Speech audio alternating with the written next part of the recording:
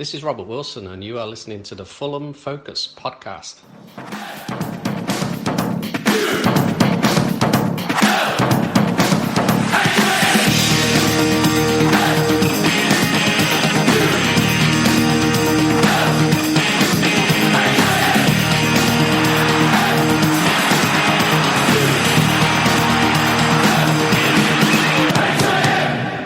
Fulham.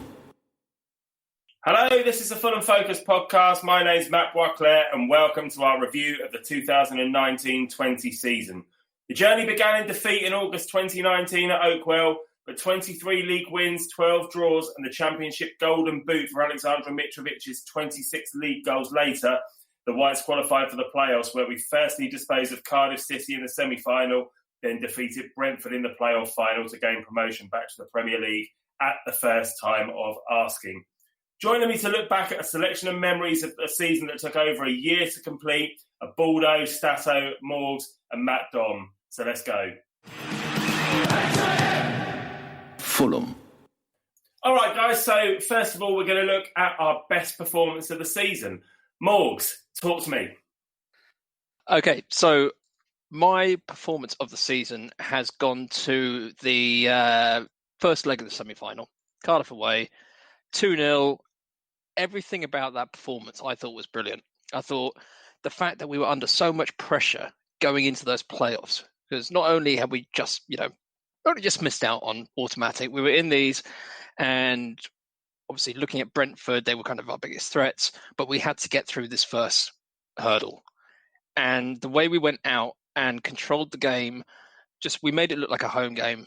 And the performance they put in was absolutely perfect. And I'll come to another game soon, but the way he outthought Neil Harris in that one was in pretty much the same way that he'd been outthought in previous games, Scott Parker, obviously. And yeah, it just, I looked at that and I was like, that is the best performance given the situation and everything that we put in all season. Yes, mate, very difficult to disagree with that. What about you, Statto? So I've picked a match that, although it wasn't one of our most glamorous results, I thought it was a very good performance given the circumstances. And it was our home game against QPR. Now, for us group of Fulham Focus, it was also the moment when we all had a good meet-up and Baldo had a questionable moment in spoons involving a bowl of chips. Right, hold on. I need to clarify this. Because it's been basically everyone here has been to Wetherspoons, and everyone listening has been to Wetherspoons. You know the situation when you order on the app because you don't want to go to the bar because it's 1,000 people deep, and you always get a receipt whenever you get your food. But basically, the food was taking so long to turn up that I'd ordered a bowl of chips. It was taking so long, so I thought, I'll order another bowl of chips just to keep me through it. And basically, the first bowl of chips came up, but I wanted a receipt to know if it was the first bowl of chips I got or if it was the second bowl of chips and they missed the first one out. You see where I'm coming from this. Basically, I just wanted to know if I needed a refund or if I had to wait around another 2 hours for my bowl of chips. That was basically it. I think I was well within my right to complain about that. I think I was in. Can we just clarify for anyone who's not Met Bowler? You are a bit of a fat bastard. I mean, yes. I mean, there's no denying. I'm 90% sure I'm the largest or heaviest person on the group. So yes, chips by all means. But yeah, I think I was quite with him. I didn't pull a Karen, as it were, because I was within my right to complain there. Anyway, I've interrupted Statto. Please do continue. Can I just say, without the backstory, all that actually happened was Baldwin got some chips delivered to the table and he shouted at a waiter. That's what it was. Yes, but then without context, it just sounds weird. He also bought his own milk as well to Wetherspoons. Yes, this is true. Anyway, so don't trust the portion sizes. Moving on, we'll get back to football matters now. So yeah, after Spoons, we went to watch a football game at Craven Cottage where Fulham won 2-1, and it was just after the international break, and we did have Alexander Mitrovic. He was suspended, and there's a lot of worry going around about how would we cope without Mitrovic. This is kind of one of the first games without him in a while. And we played Abubakar Kamara up front, and he put in probably one of his best performances, scoring a brace, and meaning we won 2-1. It's also one of the first and one of the only few games this year, where we've won after going a goal behind, because obviously we conceded after 3 minutes. So it's one of the few games where we've actually managed to respond well and get the win. And also, it's nice to just always win against QPR. So yeah, that's my performance of the season so far. Well, just performance of the season. Good stuff, mate. I'll come in next because I'm going to say a really good performance of the season was Middlesbrough at home, particularly in the first half. It was another Friday night game, and we were unbeaten in Friday night games throughout the season, and we did have quite a few of them. Again, Mitrovic was suspended, and our record without Mitro ended up being played 8, won 6, drawn 1, and lost 1. Anthony Knockaert scored the only goal of the game 6 minutes in, and we just looked really good. We had 62% possession, 17 shots, and Middlesbrough had 0 shots on target throughout the whole game. We just looked outstanding in that first half, and I was really impressed with this. Dom, what about you? Well, I mean, it's got to be Tuesday, August the 4th, 2020. You all know the night. That's right. It's J-Mac making his glittery, flirty appearance on Horby City. Forget about the football for a minute. We're going to talk about a lot about football on this football podcast, I think, in the next hour or so. But I just want to take a moment to congratulate our boy J-Mac on his wonderful appearance, flirting with that doctor on Holby City. So well done, mate. His BAFTA-winning performance. I think it's fair to say at this stage. Nominations aren't even in yet, but I'm sure it's BAFTA-winning. Sure. Well, come on then, Baldo. What about you? Personally, I'm a bit, for my performance of the season, I'm amazed Mr. Statto didn't grab this, because it was our 4-0 victory over Millwall, and it was one of those nights that was packed with statistics. In fact, I've just gone back and looked at the report from the night. You know, the record breakers, because we broke a couple of records that night. 89% possession, 934 completed passes for a 94% success rate. Matt Arter's nursing a semia just hearing all these stats, I'm sure. And then this little paragraph, to put that 934 figure into context, it's more successful passes than 3 fellow championship sides have managed throughout all their 4 opening fixtures. Now, you know, I'm not a fan who likes this tiki-taka, pass the ball along the back 5,000 times before you pass it forward, folks. But I just thought it was very impressive just to see what we are capable of. And it was, you know, it was parkable, but it was entertaining at the same time because we managed to get 4 goals out of it rather than scraping a 1-0 somewhere. It shows that if we put our minds to it, we can actually score goals in a bundle. We also beat Neil Harris as well, because he was manager of Millwall at the time, wasn't he? I'll take your word for that. My knowledge of when the managers departed and took over, I assume so. I was going to say, well, you're the stat man, so you must know. That sounds like a fact. Well, that was one of the things, wasn't it? It was the fact that we always beat Neil Harris's teams. That was one of the big things they were making in the playoffs. I was going to say, except for the second leg. Thankfully, we got away with that. Yeah, one. but moral victory. Yeah. Perhaps a little less eating chips, mate, and a bit more paying attention. Yeah, stand you in good stead. Anyway, some excellent performances. Chips over stats any day of the week. Some other good performances of the season that we shortlisted were Marat Rodak's performances against both Swansea and Derby County away. Obviously, the playoff final, which we'll probably mention in this show, I should imagine at some point. Also, the 4-1 win at Reading and the 3-0 home victory against Derby. All notable, excellent performances this season. All right, guys, we're going to come on to goal of the season. Dom, I'm going to come to you first. What was your goal of the season this season? I'm giving it to Josh Onomah, first leg against Cardiff in the semi-finals. I mean, this is a difficult category. We scored an absolute ton of screamers this season. For me, it's kind of a different type of individual brilliance, really. Josh Onomah, his mazy run to unlock Cardiff, who had been defending pretty well up to that point, steps inside Sean Morrison, bangs it into the bottom corner and sets us on our way. Absolutely superb goal, and I think it's going to be hard to beat that one. Yeah, absolutely. I'm going to go for something a little bit different. I've gone for Bobby Reid's goal against Huddersfield at the Cottage. It was the first goal in a 3-2 win. There was a cross-field ball from Michael Hector. Bobby Reid took it down on his chest on the left wing. He beat his man, beat another defender on the edge of the box, and then put it across the keeper into the top corner. Quality finish. Few and far between from Bobby Reid this season. As I said, it was a 3-2 win. Tom Kearney got the second, Mitro got the third. Then Huddersfield got a couple of scrappy goals back before half-time. So we were 3-2 up at half-time, and that's how the game finished. And that game ended up leaving us 3 points behind Leeds United in third place after 30 games. So, yeah, really good goal and one that really stands out. Statto, what about you? So, obviously, the Joe Bryan free kick is kind of the elephant in the room for this category because just for the impact of the goal and what it meant, it's kind of by and large one of the goals of the season. But it's kind of worth looking at all the other good goals you've scored. And the one I've gone for is Cavallero's goal against Huddersfield away, which was our third game of the season. And the reason I've picked this goal is because if Mitrovic isn't scoring one of his 26 goals, we are mainly just scoring bangers outside the box. And this is probably one of the first ones of the season.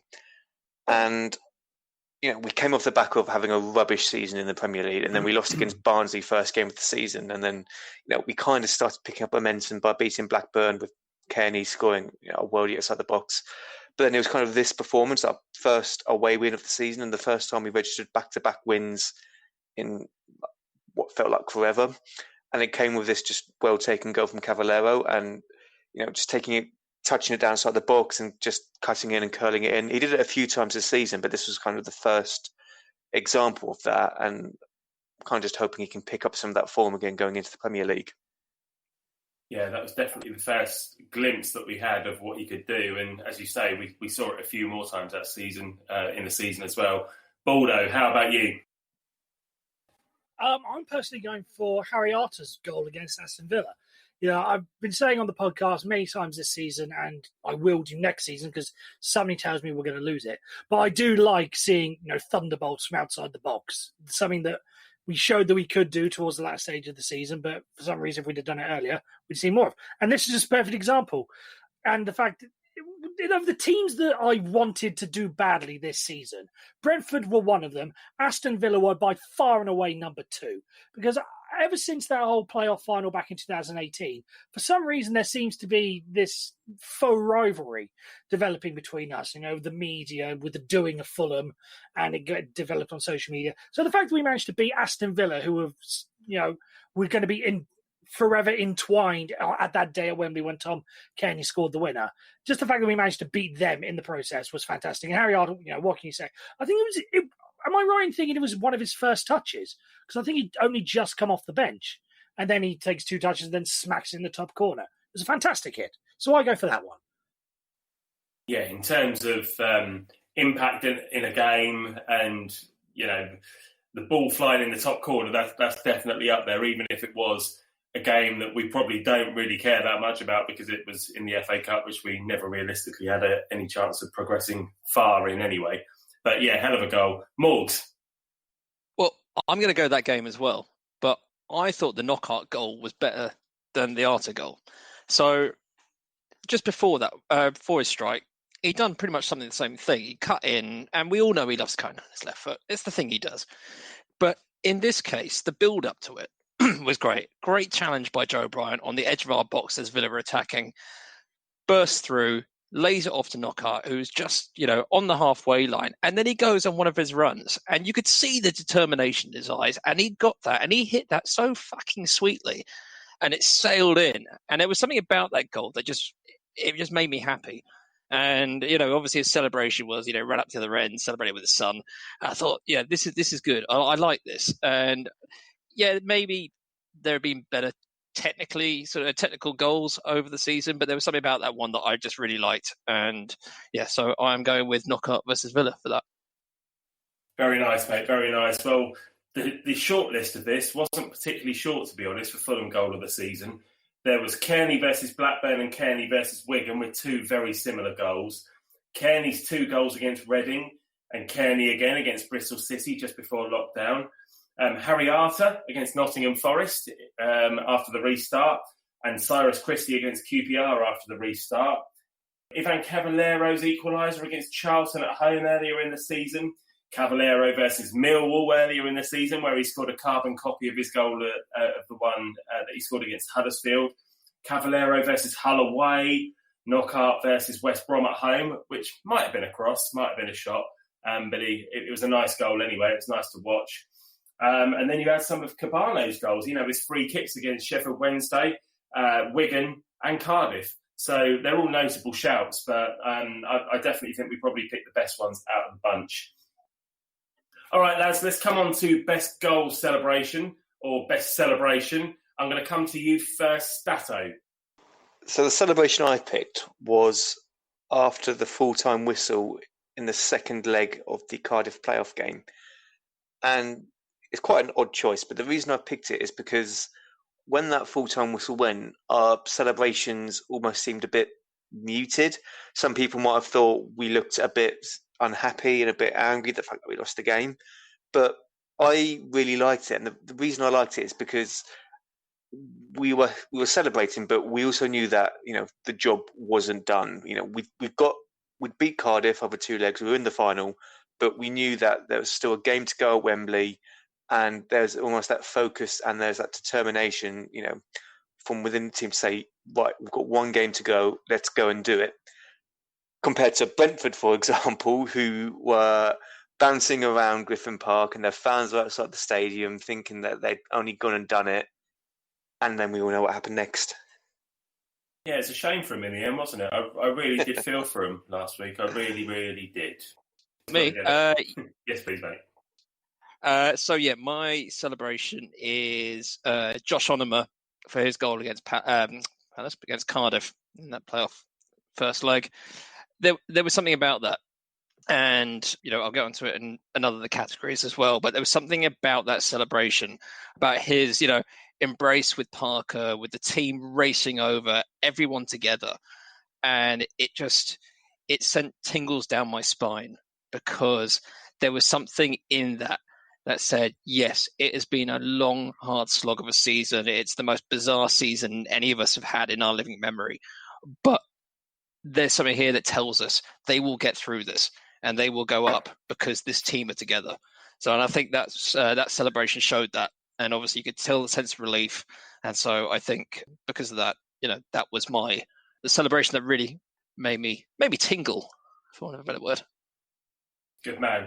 Well, I'm going to bring it back slightly before I come to the others, because I know the others have got some later season memories in mind for this. But I'm going to bring it back to Reading away. As you guys know, I live in a little suburb of Reading, and I've grown up round here, and I've had to put up with Reading fans giving me stick. I say Reading fans, Manchester United fans who get a Reading shirt out whenever Reading are in the Premier League, and I've had to put up with that sort of bullshit for most of my life. So when we played Reading this season, when Tom Kearney scored the 4th goal to put us 4-0 up, I absolutely loved it. J-Matt was there for the game, and when Tom Kearney got the 4th goal, he kind of dinked it over the keeper. Mitro closed down a back pass. Johansson squared it to Kearney. Kearney dinked it over the keeper, and he was 35 yards out. Then he ran over to the fans. And I know, as I said, J-Matt was in the front row, and Kearney slid over on his knees right in front of him. And then a load of our other players slid over on their knees as well. It was just a good moment. And his first goal that night as well, he slid over on his knees towards the Reading fans. And I was going to say that one as well, because I'm quite up for sticking it to the Reading fans as well. So yeah, that game we ended up winning 4-1 was a lovely evening back in October for me. All right, let's come on to you, Dom. Yeah, I mean, for me, it's got to be the last game of the season. I'm gonna not ignore Joe Bryan, but it's not going to be Joe Bryan for me. It's actually K-Mac. You can rely on him for one thing. It's to get involved in promotion celebrations. I think he's the best in the business at that. After Joe Bryan's free kick, he was a little bit eager to get involved in the celebration, and you can just about see from the second camera angle of the celebration that he's starts to make his way down the stairs and then stacks it down a few of them before getting up and then carefully making his way back down. But he got there in time, jumped in on the bundle, and just he sort of epitomizes the kind of feel good side of this squad, I think. And it was fantastic to see him getting down there to get involved, even though he's barely played since the restart, really. And it is great to see that kind of unity in the squad players. Yeah, hell of an attitude from him this season, to be honest. He was very much involved 2 years ago, and this season he's been on the fringes. But yeah, he wanted to get involved with that, and he did. He slid onto his backside. Probably meant to do it, I expect. The backside, of course, with which he scored against Leeds a couple of years ago. Big goal. He did. John Baldo, what about you, mate? Mine also comes from the playoff final, unsurprisingly. And, as you said, as Dom said, you can always rely on him to be involved in promotion celebration. I think in a similar way, I think this should hopefully become a bit of a routine for any successful Fulham victories over the next year. And that's Dennis Adoy on the crossbar at Wembley. I think it was just a bit of a sweet moment because everyone remembers where they were when he was doing it in 2018, bouncing up on the crossbar. Did he do it at the Hammersmith end by any chance when we beat Derby in the playoffs? Something in the back of my mind is saying that he did. He got carried, didn't he? Lifted up. He got carried. That was it. And then it was Wembley. He was on the crossbar, and then to then go and do it again against Brentford just brought that little bit of symmetry back to it. And it was one of those moments that, even though we weren't there, it was a connection. I mean, for the love of God, I hope we don't have to go through another playoff final because that means we would have had to have been relegated for him to do it again. But any famous victories that we get in the past, similar to John Pansel and his lap of honour, maybe this should become a Fulham trademark of Dennis Adoy bouncing up or down on the crossbar. I think that's why I'm going for that. Lovely stuff, mate. All right, well, the other notable mentions we've got are Mitro's celebration when he did a belly flop after scoring that last-minute goal against Swansea at home, having missed a penalty a couple of minutes earlier. I've got Mitrovic versus Charlton at home when he equalised fairly late on and did a bit of a knee slide towards the Hammersmith end. Gentleman Jim's reaction for the goals in the playoff final, always an absolute pleasure to hear. Love listening to Gentleman Jim when we score because it's just how probably we'd all react if we had a microphone in our hand. And also Junior, the flag bearer for the Riverside stand. Not necessarily a celebration, but just for being there, waving a flag and being a bit of a character when the Riverside stand was still there earlier in the season. Notable mention for him as well. I was going to say, Morgan, you and I were there at that game when the whole Junior thing started. And I must say, it sort of took attention away from the game for about 5 minutes. No one wanted to know, because it was against Nottingham Forest. No one wanted to know what was going on the pitch. Everyone was just fascinated with Junior waving his flag. And I don't think he understood at the time just how big this was going to become. And it became a thing. You know where that was, though, don't you? Go on. But the game was shit. And so it was much more fun to look at the bloke who was looking after the demolition site than it was watching. Wasn't it? It was Sammy Amiobi or Bryce Samba or something like that. Sort of time. So it was quite fun because there was a guy sat there who was minding his own business, making sure that no one trespassed on the half-destroyed Riverside stand.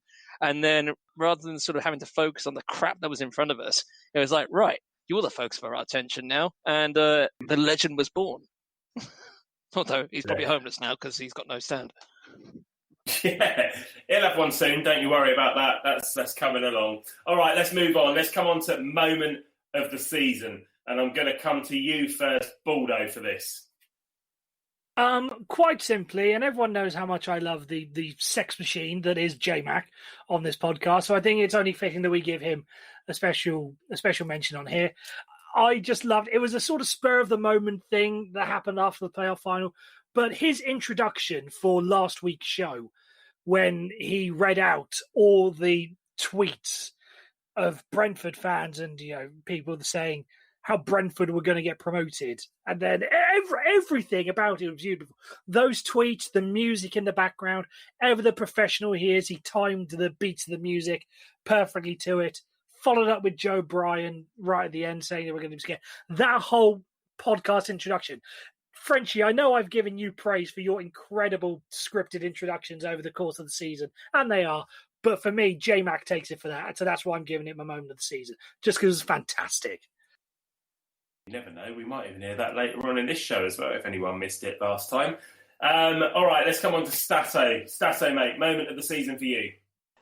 My moment has gone to when Michael Hector played his first game for us. And the reason I picked that is because for so long we've had a terrible defence. We had a terrible defence in the Premier League. Even under Slav, we won games, but our defence was always a bit dodgy. And then the first half of this season, we were playing with Mawson and Ream, and we were kind of scraping by. And Michael Hector's come in, and there was a lot of hype around him. There was a lot of kind of pressure on him to deliver.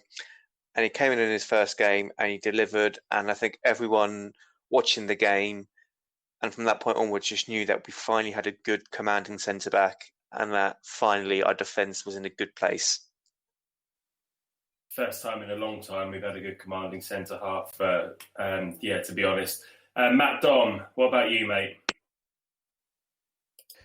Yeah, for me, it's probably an obvious one, but Joe Bryan's second goal, I just didn't see it coming. I was sort of buckled in, ready for another 5 or so minutes of Parker special, holding on to a lead, last-ditch defending, like we were so used to when we went up the first time against Aston Villa, that kind of horrible time standstill, just desperately hoping the ball doesn't go in the net type stuff. But, up goes Joe Bryan to nick his second with a lovely, superb team goal, really. And it was just that combination of relief and joy. And I think I said on the post-Wembley show that I was just up in the hallway laughing like a maniac, and never has a goal made me laugh as my first reaction. And it was just that combination of, I just couldn't believe it was happening, and it was crazy, and such a weird combination of feelings that I'm never going to forget. And it was all because it kind of just went the opposite way as I was expecting, and it was just wonderful. Good stuff, mate. I think had we been at Wembley, the reaction would have been very different. But you do react differently when you're at home, and the kind of tension's a bit different as well. So I completely get it. Yeah, I was much the same. For my moment of the season, I'm going to pick a slightly strange left field one. I'm going to go for Mitrovic's hat trick against Luton earlier in the season. And it's a strange choice, but I do love a hat trick. And Mitrovic, if anyone was going to get it, it was going to be him. His first goal, knockout, won the ball back and played it to Caballero, squared it to Mitro, and he had no backlift on his shot at all, but he smashed it into the roof of the net. The keeper was just nowhere near it. Bobby Rees set him up for his second one in front of the Hammersmith end, and he was right underneath the crossbar. He couldn't miss. Luton got one back, but we won a free kick, probably about 40 yards out, very centrally. Knockout played it to Joe Bryan, and Joe Bryan's cross was just met by a diving header from Mitro, and he put it in the bottom corner. Superb goal. And Luton did get another one back in injury time, but it's far too late for them by then. And all right, it was a 3-2 win against a team that we expected to beat. But I just loved it. I do love seeing a hat trick. Morgs, what about you, mate? Moment of the season for you? Well, when I was writing this down, I put down Joe Bryan's celebration after his first goal against Brentford. But kind of looking at it, the thing that really did that for me was the photo that Javier Garcia, our club photographer, took of that moment when he ran up to the touchline to celebrate with Parker and Matt Wells and Stuart Gray. And it's obviously Bryan's joy, but the look on Scott Parker's face. He's obviously got that message across to him about the whole David Raya positioning thing. And it's worked out. And it was it's a photo of unbridled joy. And there's something about that. It's like they know, from that they've something that they've just, worked on has worked out. And by that, it's, gotten to the Premier League. So it kind of in a similar way to the Josh Onomah celebration. There's something about this that it is the passion of football coming out in one shot. And I think something about that is incredibly special. And obviously it's a great photo for him to have captured, but I think that's the whole sense of relief and everything coming out of this whole season. So that's why it's my moment of the season. Yeah, good man. I've got a lot of time for photography, and I love a still, and yeah, they can capture real moments of emotion, and that was definitely one of the best of the season for sure. All right, we're going to move on. We're going to come on to a negative now, most disappointing moment of the season, and I'm going to go first for this one. I'm going to go for when we didn't get a penalty in the last minute of injury time against Bristol City at home. We'd had 4 wins on the bounce in November. We'd won away at Birmingham, then we'd done QPR and Derby at home, and then we'd won away at Swansea. And Bristol City have always been a bit of a bogey side for us, but we nicked a couple of their players. We got Joe Bryan, we got Bobby Reid, so surely this was our time off the back of those results. But Bristol City went into half-time with a 1-0 lead, and then they got a second with 15 minutes to go. Abubakar Kamara pulled one back with 4 minutes left, and then Cabano came on for Ivan Cavallero with 8 minutes to go, and he hit the bar with a header. Then in the 93rd minute, he was absolutely booted up into orbit. The only person in the stadium not to think it was a penalty was the referee. And the Hammersmith end, we were just all on our feet. Penalty, surely this is it. We're going to get a point out of this. And the referee just wasn't interested. And it was clear as day. It was such a penalty. And, this sort of thing happens all the time. But, all the pundits afterwards all said it was a penalty. And I did really feel hard done by after that. And I felt like we absolutely deserved a point at the bare minimum in that game for sure. Let's come to you, Baldo. Your most disappointing moment of the season. Mine would have to be Brentford away for a number of reasons. A, the performance that day was absolutely shocking. B, it was those bastards. 3, I was watching this game in Pittsburgh with a very good friend of mine on Twitter, Sarah Schneider, who I know listens to the podcast. Hello, Sarah. Sorry about the Penguins. And it was the first time I'd ever watched a Fulham game, I think, that early in the day, because the game kicked off at 10 o'clock in the morning. And, of course, the game finished at 12, so my day was ruined before it even hit midday. So it was just baffling for me. And I disappointed for the next couple of hours. It's like when I'm over in England, whenever the game finishes, I can turn on college football or something to just take my mind off everything. But there, I had 5 hours before the Penguins game that night where I was just wallowing in sadness for the fact that we'd lost to Brentford. So there was a whole number of reasons, and for that, I'm going for that. Okay, mate. Well, I wonder what Sarah's most disappointing moment of the season was. Anyway, hold on. I know what you're thinking. Sarah is totally different woman, totally different person. Do not connect what happened then to what happened a couple of days later. Do not do that. Okay, mate. I won't make that mistake. Don't worry. All right. There's multiple women. Shut it, Move on. Imagination is a wonderful thing, all right? Isn't it just? Come on, Morgs. Most disappointing moment of the season. I'm going to go with the second half of Leeds away, simply because coming off the back of the Brentford defeat at home, first game back after lockdown, going into it, that first half against them, we put in a really good performance. And something happened at halftime, and I'm guessing it was Bielsa going to his team. This is what they're doing, and we can counter that by doing this. Whereas Parker had gone in and said, "We're doing well, keep going." In those 15 minutes at halftime, Parker got outthought by a more experienced manager, and it was at that point where his job was teetering on the line. And it was such a disappointing second half because obviously losing to them meant that we were theoretically at the time out of the playoff picture. But, just to sort of watch how we capitulated in that, compared to the joy of going up, it was the sort of probably the biggest low because it was such a sort of like deflation after all the build up to sort of coming back after losing to Brentford as well. So I went with that as the most disappointing moment. Fair play, mate. And what about you, Matt Domm? For me, it's Brentford, but the opposite one to Baldwin. Brentford at home, just after the restart. It was just shit. I mean, we'd all been suffering without football for months at this point. The season had been called off on the day. I think it was the day where we were actually going to play them first time around. And finally, it was back. A win here would keep us in touch with the top two, would keep Brentford well below us in their place. And then we get done late on. In a game, really, we probably edged it overall. Harrison Reed gets taken off, and all of a sudden, from the 88th minute, they get 2 goals, and they're suddenly a point behind us. I think it put them at that point. And then, at that point, there was no sign as to what was about to happen in, a month or 6 weeks down the line. So that kind of, that high that followed beating them at Wembley, combined with the low points of Brentford and Leeds, and just gives that feeling you get of supporting a club like ours, where you can get that kind of fluctuation of emotions in a short time. It all worked out in the end, but at that point, it just looked like it wasn't going to happen for us, I thought. That is the absolute beauty of football, though, isn't it? The highs and lows that can just switch like that. And that's why we love it.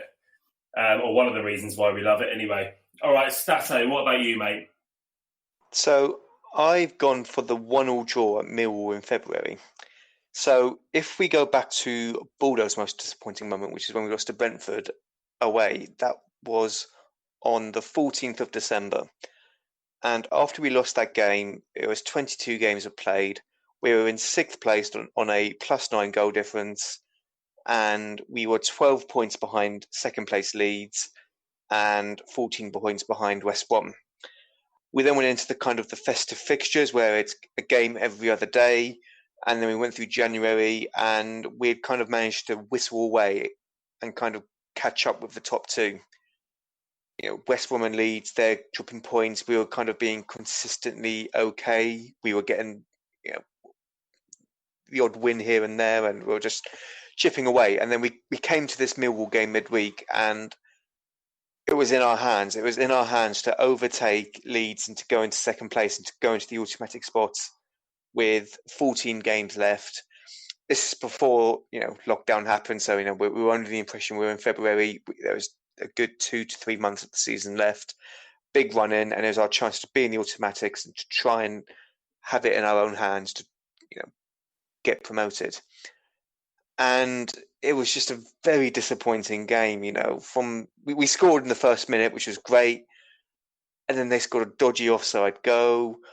I think we might have had a penalty claim disallowed, or we might have had an offside call or something. And it was just a shit game on a shit night on a shit pitch. The state of the pitch at Millwall, much discussed in the focus groups for sure. So, most disappointing moment of the season. These are the other items on the short list. Sheffield Wednesday away, having dominated them and conceding a late goal. Not going for it against West Brom so close towards the end of the season and almost playing for a draw. That could have cost us. Thankfully, it didn't in the end, but I think that annoyed a lot of us. Drawing away 0-0 at Charlton was just a dismal game on a Monday evening. Barnsley and Hull at home, 2 3-0 defeats, ridiculous. Terence Congolo's injury after one game away at Blackburn. The season being put on hold on March the 13th, when we were all going to meet up for the original Brentford game. Not signing Michael Hector in time in August, losing our first game of the season. Marcus Bettinelli versus Stoke away. Marcus Bettinelli versus West Brom at home. Dave Nugent breaking his goal drought away at Preston. There's a lot of disappointing moments this season, aren't there? 3 defeats in a row in December against Bristol City, Preston and Brentford. And also our defending away at Luton Town. The fact of the matter is, we got promoted. So who cares about any of those? But they all happened. And at the time, they annoyed us. All right, guys, so we're coming on to another slightly negative one. We're coming on to best goals scored against us.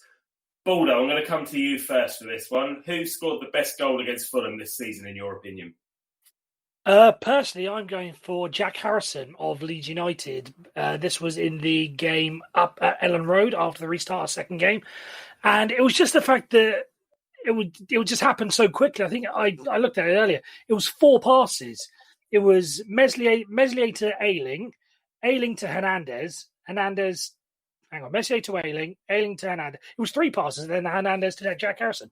3 passes from one end of the pitch to the other, and it was just brilliant to watch. In fact, just quick counter-attacking football, something I'm sure we could only hope to emulate at some point in the season, but could never quite pull off. So, I mean, there was some suspect defending from Joe Bryan in the build-up. for it, but personally, I just No, thought it was I'm not a having that. fantastic goal. Not having that suspect defender from Joe Bryan, no way. Yeah, I know. It stunned me as well. You never would have expected it. I'll tell you what we needed. The real person we need on the pitch when Leeds are attacking is Stefan Johansson. Do you remember that tackle he put in a couple of years ago when we played him at the Cottage? And I don't know who it was. Yeah. He was probably about 6 feet Doesn't away matter. from him, but he just flew in at knee height and just completely took him out. And that's exactly what you need in those sort of situations. Good old Steph Joe. You got to love him for that. All right, let's come on to you, Statto. What was your best goal that was scored against Fulham this season? I think the best goal that was scored against us probably came from probably one of the best teams in the world at the moment, and that's Man City. Not Brentford. Best teams in the world, not Brentford. No, Man City. Okay. Brentford wish they could be.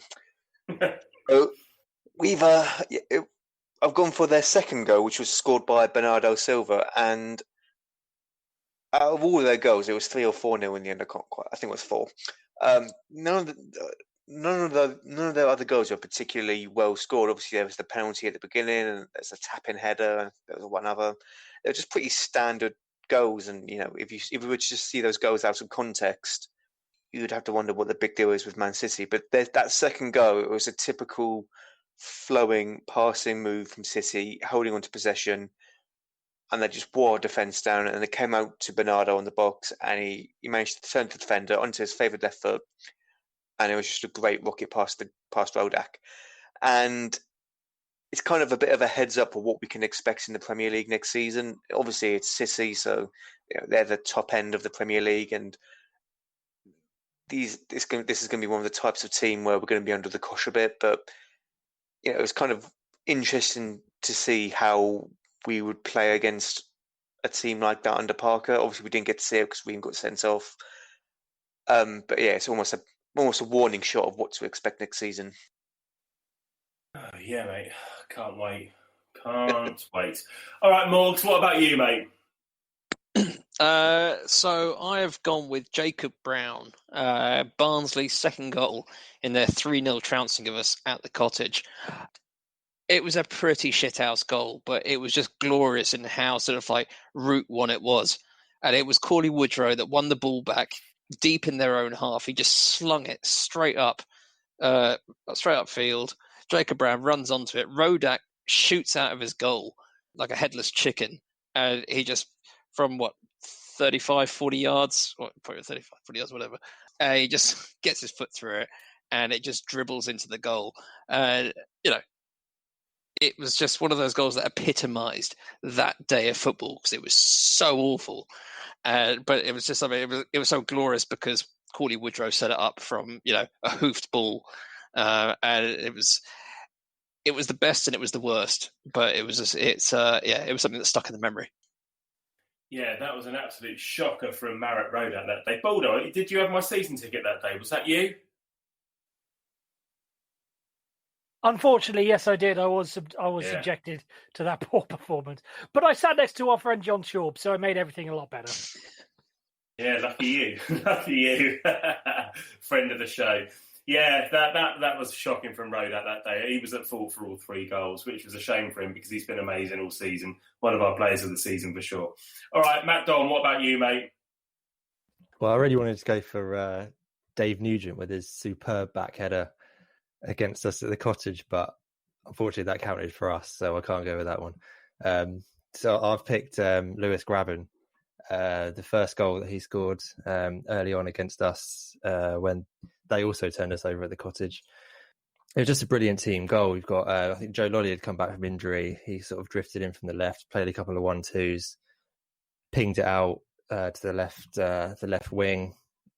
First time cross, Graben sticks it in at the far post, and just swift counter attack and the sort of goal that I love to see. I love to see us score more than other teams, but and the sort of goal we scored a lot of when we went up last time under Slav. Not so much this season; it's different kind of football, but it was just attacking football at its best. Sadly, after that they shithoused us to death, but before that, they were looking pretty good in the 4th minute anyway. They really did. That was such a frustrating day. I've gone for Jared Bowen, J-Mac's best mate, Jared, for Hull. Just before he left and signed for West Ham, there was a good through ball, and he just turned Alfie Mawson, inside out and finished across Bettinelli, who was back in goal that day. I think Rodat was serving his suspension after being sent off against Middlesbrough from memory. That was the second goal that day, and then they added a third in injury time, which was an even more embarrassing goal, to be honest, which trickled in over the line. That was just a really bad day at the office for us. But yeah, it was a good goal, and if one of our players had scored that goal, the way that he turned Mawson and just kind of left him spinning on the spot was, we'd have been really excited if one of our players had scored that. So yeah, fair play to him for that. All right, I think we're coming on to our best away win of the season, and I will come to you first, Morgs, for that one. So for this, I have gone for Nottingham Forest, because that was one of those games where we were playing a team who at the time were in form. Little did we know that they would absolutely shit the bed after that. But the performance there, it was so solid, and it was such a, obviously a well-timed goal just before half-time. Great finish by Arter. And we put in such a solid defensive display against a team who, they were at the time with the king of 1-0s. They knew how to hold on to a lead, and we did exactly the same to them. And it was we'd won a couple of games since the opening sort of 2 defeats post restart. But there was just something about that one that really solidified our position within the playoffs, even if it weren't to be automatic. So I thought the way they went about that game was it was incredibly professional, and it was Parker's game plan done right. And it may not be exciting, it may not inspire us to, watch hours and hours of footage, but it was incredibly effective. And so I thought it was just it was one of those games that I was very impressed by. Yeah, good stuff, mate. What about you, Matt, Dom? This one won't live too long in the memory bank, but it's just about still there, so I'll bring it up now. Hull away in, I think it was January. They were playing well, looking good. This was before their somewhat severe drop all the way down the table in the second half of the season. And it was an important game because at the time we had just lost to Reading. We were in danger of being caught by the teams behind us, sitting just sort of fifth or something like that on the edge of the playoffs. Hull themselves, if they'd have beaten us, would have gone level on points with us. So it was kind of squeaky bum time for Scott Parker, really. All of a sudden you might have a load of teams overtaking you and you find yourself mid-table. So it was really important to win that game, and it was a far from brilliant performance. I mean, to be honest, the game was quite terrible, but we showed a level of grit and determination that previously might have been missing, and we might have ended up not winning it. But a moment of quality from Cavallero with a lovely goal to win it for us. I think our only shot on target in the end. But a scrappy win, an important win, and it just kind of paved the way really for the sort of games we were going to win as we went through the season. Not playing at our best all the time, but picking up those points. That's mad that if they'd have won that game, they'd have been on level points with us, because they ended up getting relegated. But they bottom in the end. I think so. Yeah. Bottom. Yeah. Bloody hell. They got something like 6 points after that all season. Right. Yeah, but once they saw Bowen, I mean, that was it for them. And we kind of think the player doesn't make a team, but I mean, in that case, I think they're also incredibly badly run from looking at some of the stuff on Twitter and whatnot. And I think their chairman has a lot to answer for as well up there. But yeah, not a good end of season for them. Careful what you wish for, eh? All right, let's move on. I'm going to come to you, Statto, next for your best away win of the season. I've gone for the Swansea game back in November. And to Swansea's credit, they were fantastic that day, and they played us off the park. I mean, and they were I think in the end, they were bitterly unlucky to miss out on the playoff final. And they're quite a well-run club, and there's nothing bad against them, and they were great against us. But it's the fact that we managed to beat them still. And I remember the game so well, and it was also kind of the first game where I think Marek Rodak cemented his place as the number one. Before that, he was kind of playing more than Betts, and there's a bit of uncertainty there that Betts wasn't playing great, so that's the only reason Rodak's coming in, because Betts is so out of form. But really, it was the fact that Rodak is just so much better than him, and he, this performance really showed that. Some of the saves he pulled off were just unbelievable. And we went 2-0 up at half time. Mitrovic with a nice header from a Kamara cross, and the second one, which is from, I don't even remember, from Onoma, just kind of scuffing his shot, so it just kind of fell to Mitrovic, and it was more or less an open goal. And it was kind of also the first sign of a typical Parker dogged performance, where we can kind of dig in, we can get the goals, and we can kind of just defend that lead and see out a win. And that's kind of one of the first examples of that. I think Swansea was second at the time as well, weren't they? So we were quite nervous going into that. That's my memory of it. They were sixth at the time, and we were third. Were they? But they were up there in the playoffs. So they were a decent team, and one that it was a good game. It was a good game of football. As I said, I think Swansea was sixth at the time, weren't they? So I was quite nervous going into that. Anyway, my memory's not so good. I'm getting on. I'm nearly 40. Let's move on. I'm going to move on to my favourite away win of the season, and I'm going to go back to early February, and I'm going to go to Blackburn. Blackburn were unbeaten at home all season, and Joe Bryan set up Mitro for a goal midway through the second half. And it was Mitro's 20th goal of the season.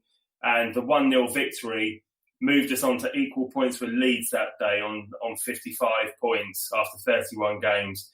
Leeds did have a game in hand, but they did lose later on that day away at Nottingham Forest, which I remember watching that game in my local pub and shouting at the TV when Forest scored a late goal in that one. So that was a good day. And it's always nice to win at Blackburn because, I don't know, I know Graham Souness won't care, but I always associate Blackburn with Graham Souness. And that game when Sean Davis scored against Blackburn in 2001 to all but give us the title. So, yeah, that was great. Who have we got left? Who hasn't gone yet? Baldo. Me. I don't blame for forgetting me. I blame it. I'm going for Cardiff in the playoffs, just because not only the fact that it was the playoffs, but everything that sort of went in around it, because there were a lot of nerves going into that game, because we just come off not exactly the greatest of performances against Wigan the couple of days beforehand. Cardiff were on a good run of form, and we know that their style of play, even though it's a Neil Harris thing, and as Morgan mentioned earlier, we always beat a Neil Harris team, they'd sort of sorted themselves out. And we know that if styles of play, Cardiff and Fulham, polar opposites, it could contrast and could quote unquote shithouse their way to victory, which they then went and showed in the second leg. They can disrupt things if they need to. So I think the fact that we managed to go there and take such a commanding lead in the playoffs, Cabano's free kick late on to give us to seal the victory as it was. Fantastic, just a brilliant all-round performance. I don't think I was really worried at many points during the game that we were going to lose, and so yeah, I'm going for that one. Dickhead. Sorry, mate. Dickhead of the season. Sorry, I said that. Sorry. Dickhead of the season is the next category. Go on, Baldo. You had me worried then. Yeah, Dickhead of the season. Come on, mate. Again. Go on, mate. Dickhead of the season. Well, hang on. Are we asking what the dickhead of the season has to say next, or? And a word from our winner. I could have been washing my hair this evening. I had to take part in this, didn't I? Keep the speech short. Oh well. Thank you.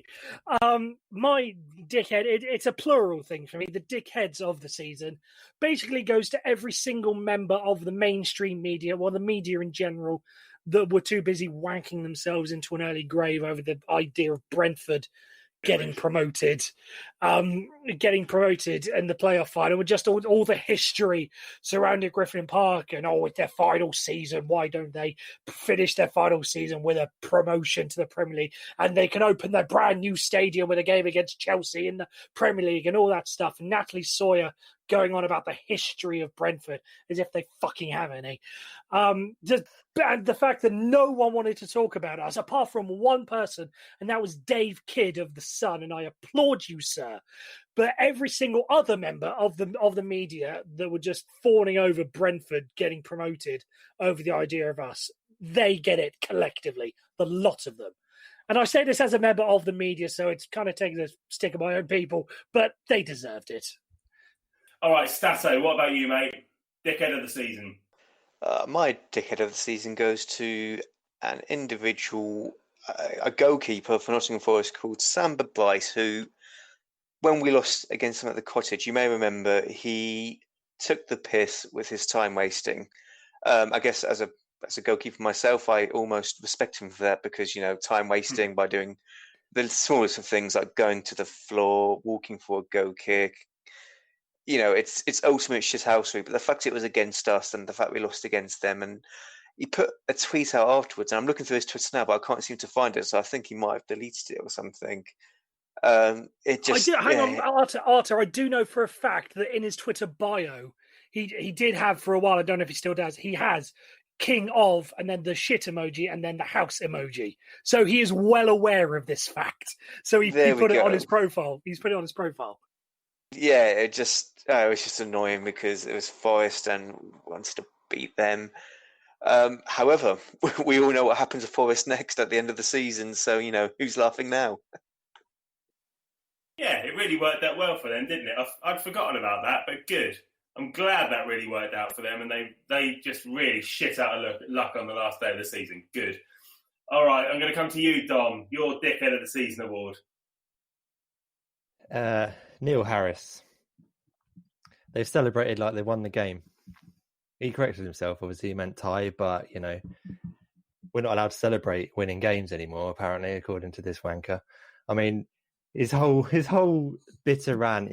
We got to defend better. All that kind of bollocks. No, give Onuma some credit. He just scored an absolute peach against you.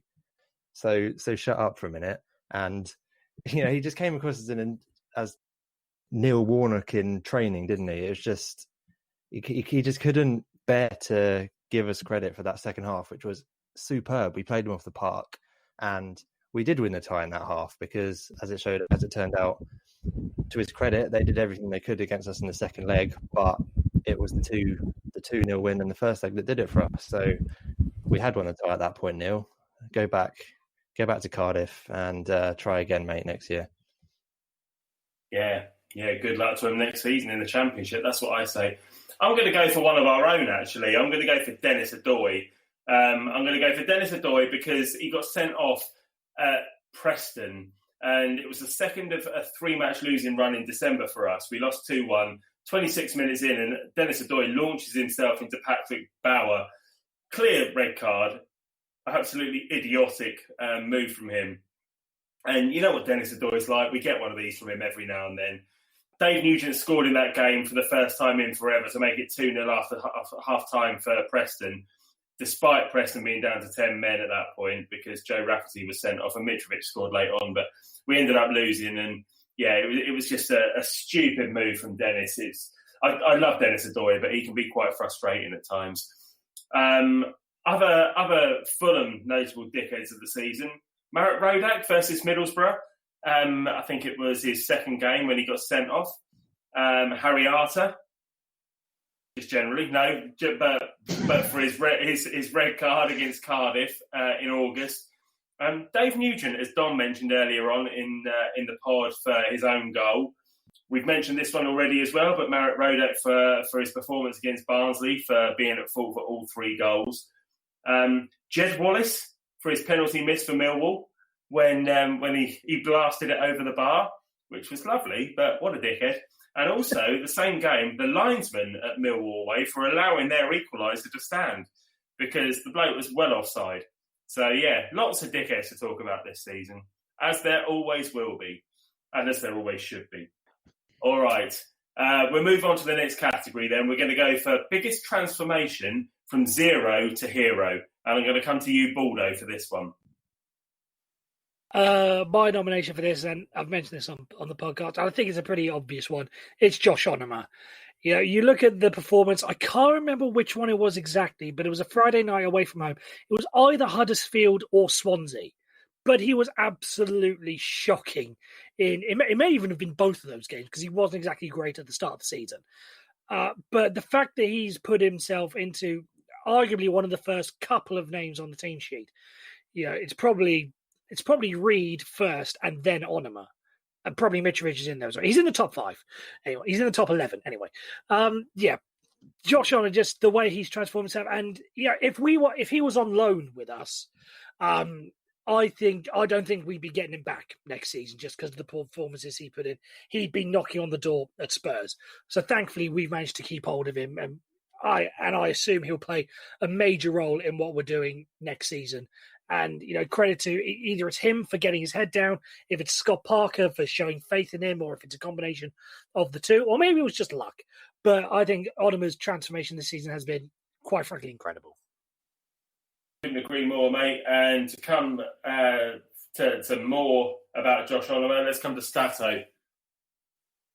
Yeah, so I originally said Onomah as well, and just to echo a lot of what Baldwin said, you know, at the start of the season, I didn't think much of this signing at all. Looking at his career history, he was at Sheffield Wednesday in 2018-19. He only made 15 appearances. Before that, he was at Villa on loan, and he was kind of a bit of this loan Championship merchant.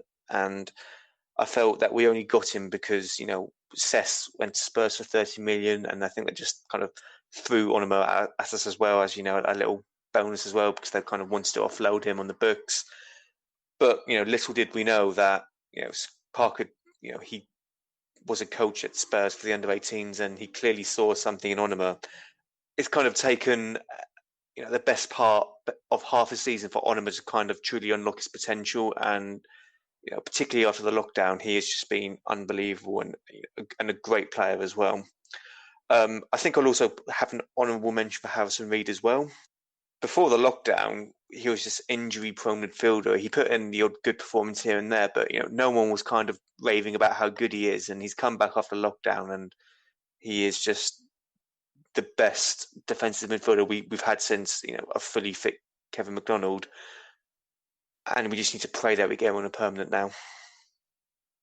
Yes, mate. Agree. Couldn't agree more. All right. Morgs, your biggest transformation from zero to hero. So I think, you know, when I was looking at all this, there was only one person who could really sort of, you know, fill this slot, as it were. That's Scott Parker. And he came into this job on the back of, you know, the disappointing end of the last season. He was, you know, thrust into it because who else would want that particular role at the time? And personally, and I know obviously there are a lot of other people, I wasn't convinced that he was the right man for the job. And, you know, even though we were there or thereabouts in the playoff picture, there was nothing to, you know, convince me that this was a team that A, deserved to go up, or B, had the ability to go up. And then once, you know, obviously went into lockdown and came back from lockdown, lost those first 2 games, I was not, you know, I just certainly was not convinced. And then it started changing. And his style of football kind of started gelling. And I mentioned in an article the other day, I think the final review, that perhaps the behind closed doors nature of these games was actually very good for his style of football, because it allowed the players to be patient without having the noise from the crowd sort of getting into them and sort of convincing them that maybe they're not doing the right thing. And then come the Cardiff first leg, winning that game, it's sort of, I believe that at that point he got it completely right. And I think he's got a very good future in the game, as long as he keeps learning and keeps studying and he learns from other managers around him, because he clearly has the respect from the players. And I think he needs to sort of go on to the next step and go, right, okay, I've got this bit sorted. Now I just need to sort of mature my tactics and all that. So I think from the point of looking like he was going to get sacked after the Leeds game to the point of getting us promoted, I don't think you can get a bigger transformation than that. Yeah, fair enough. I'm going to go for something much more simple and quicker than that. I'm going to say the Fulham defence. No, fine. I'm just going to say the Fulham defence. I think our defence has looked suspect for so long. Bringing in Michael Hector has really solidified things at the back and made us look quite difficult to score against. So I'm just going to leave it there and say that the biggest transformation from zero to hero this season has been our defence after Michael Hector came in January. Dom, what about you, mate? For me, it's Tim Ream. Man City FA Cup, I think it was in January, early red card. I'm sure you guys will remember the several meltdowns we had in the WhatsApp group after that. He's had it. He's never going to play for us again. I'll be amazed if he makes another appearance for us all season. It's the end of his Fulham career, and people were saying it online as well. And what actually happened was he served his suspension, went straight back into the team and played every game. I think every game since then. He played more minutes than any other player this season. And towards the end, he was looking much like his old self as well. He had a really strong finish to the season. So he's proved a lot of people wrong there. So well done, Tim. Okay. I'm going to come on to a strange one now, because Scott Parker has divided opinion over the course of the season. And a lot of people didn't want him in the first place. And a lot of people wanted him out across the course of the season. But we stuck with him and he ended up getting us promoted. So I'm going to say to you, at what point did Scott Parker win you over, assuming that he has won you over? I'm going to come to you first, Statto, with this. I have to question any Fulham fan now who hasn't been won over by Scott Parker at this point. And I have I can safely admit that it took me quite late for me to kind of admit that, Parker was the one for us. And it was the Cardiff second leg, because throughout the season, we've been putting in a lot of uncertain performances. And even after lockdown, we lost back-to-back against Leeds and Brentford. And, we went on an amazing winning run after that. But, there was still kind of that uncertainty that we weren't fulfilling our potential. And it wasn't until we got to the playoff final that, made me realise that, finally, at last, the players, Parker, the tactics are all finally fully aligned, and we have this playing style where we can grind out results, and I'm fully on board with them now, and I fully have faith in them in the Premier League. And it's why when we got to the final, yes, I was nervous, like all of us were, but at the same time, I kind of had this confidence that we're going to win because Parker knows what he's doing. He learns from his mistakes, which he has done all season, and it was kind of from that point after the final whistle against Cardiff that I was fully on board with Parker. Yeah, good. I was on board with Scott Parker from the end of last season. I liked the way that he turned the club around, and I just from going to the games, I felt like the players were with him. And all right, it's easy to start winning games once you've already been relegated. And that's what we started doing in the Premier League. And you don't really know how much of that is down to the pressure being off and how much of that is down to the fact that the manager's actually doing something positive in training or whatever. But I just always felt this season like whenever we'd lose a game and then we'd win a couple. And I thought that was all right. We won enough games this season to keep me interested, although the football at times wasn't brilliant. So yeah, I was never really against him, to be honest. All right. What about you, Matt Domm? Yeah, for me it was. I think like most of us, a lot of us, I was in the same boat. And my thing was, I didn't think he was the right choice for a manager to get us back up with this kind of one-shot season, if you like. But it was kind of towards, as we were edging towards the playoffs, and we beat Forest away, which at the time we all thought it was kind of a dress rehearsal for who we would face in the playoffs. This was before they dramatically fell down and out of it. But it was a really good away performance where it was just a professional 1-0 win, the sort of win that you could see would serve you really well in the playoffs. And it was from that point I started saying, you can see what he's doing here. He's improved a lot as a manager this season. Even if we don't go up, I think we need to stick with him because we can all see the effect he's having. And, the results were starting to happen at that point. And as it turns out, it was just the right kind of football that was going to win us the playoffs. He got us back up at the first time of asking, which is an immense achievement and something that not many people have done. So full credit to Scott. Morgs, coming to you next, mate. So I've gone, the one game that turned around for me, that was the Cardiff first leg again. He had one job to do this season in the eyes of the Khans and probably the eyes of the fans as well, and that was to get us promoted. That was the first game that I thought that this is definitely going to happen. So I would say before then, I was questioning if we could do it. After that, I thought, actually, you know what he's doing is working. The players love him. The tactics aren't always perfect, but they are getting there. So I think it was at that point that I, maybe somewhat belatedly or maybe somewhat early, depending if you would think about it, but I think that's when he won me over. Fair play, mate. And Baldo, what about you, mate? For me, he didn't officially win me over until the final whistle against Brentford.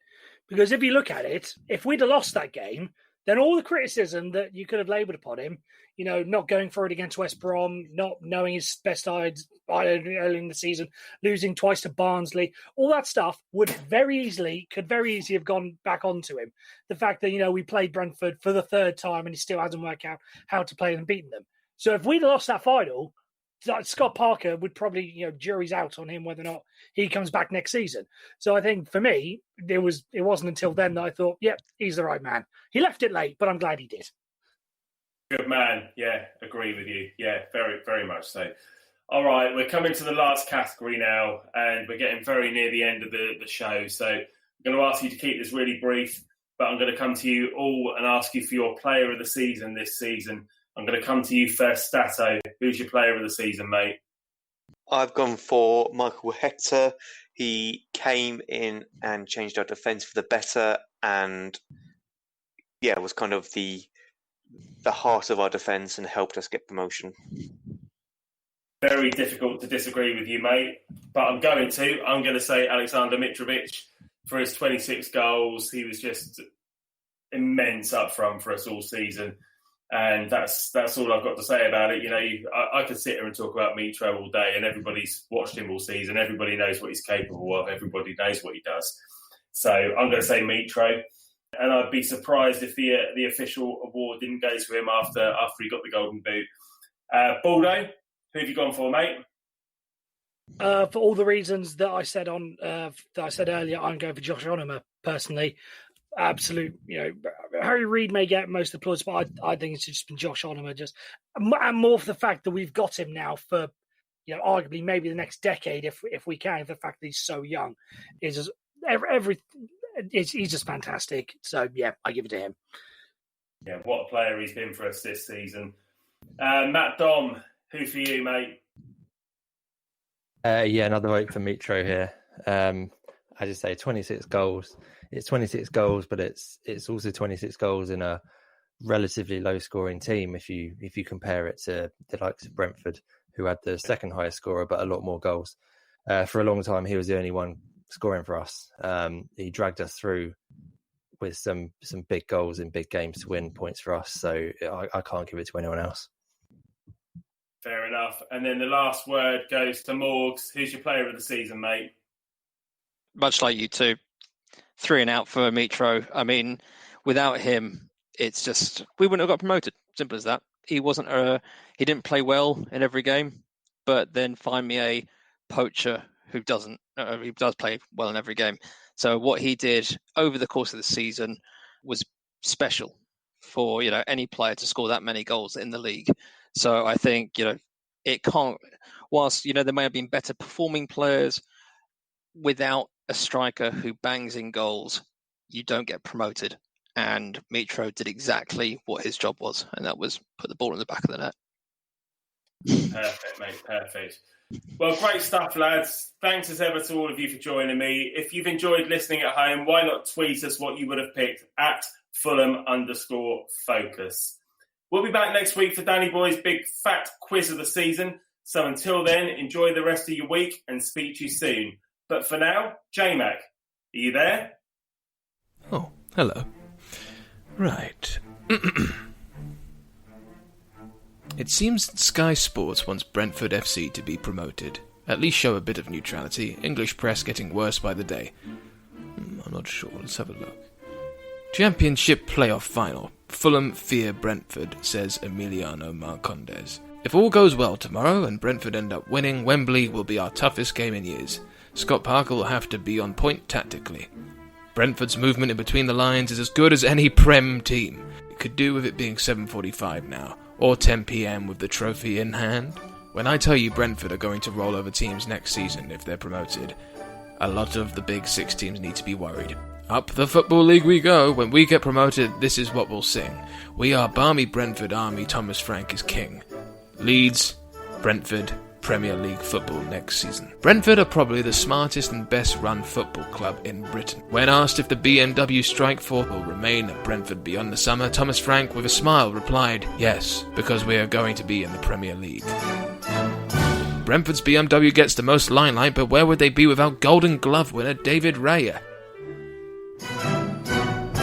Brentford said Benrahma looks likely to be playing in the Premier League next season, but he hopes that it's with the Bees. Benrahma deserves to play in the EPL next season. Think our fans are becoming a bit obsessed with Benrahma when he literally could be a Premier League player by the end of the night. BBC Sport. Griffin Park. Can Brentford give ground-perfect send-off by winning promotion to the Premier League? Silk and Steel, The Guardian. How Thomas Frank gave Brentford reason to dream big. Danny Higginbotham. Brentford's BMW will drive them to the Championship playoff final win over Fulham. Bees TV. Fulham haven't beat Brentford since November 2016.